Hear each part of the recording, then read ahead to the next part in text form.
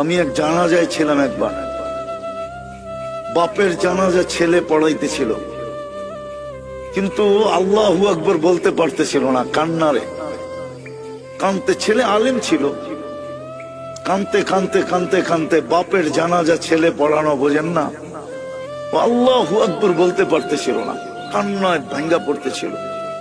একবার বড় কষ্ট করে জোরে আল্লাহু আকবার বলে উঠছে। জানাজা শেষ, আমার মন বলতেছিল যেন বাবা মাফ হয়ে গেছে।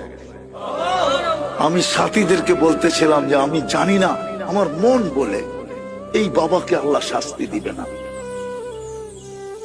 ছেলে আলেম, কলিজার টুকরা নিয়ে গেছে, ঠিক না?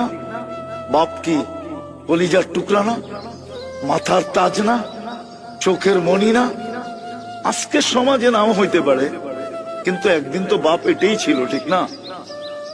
নিয়ে গেছে যিনি, তার বিরুদ্ধে যাওয়া উচিত ছিল, কিন্তু ছেলে কান্না ধরা কানসেন বটে, কিন্তু কান্না ধরা শেষমেশ কি বলছে? আল্লাহু আকবার, মালিক তুই বড়।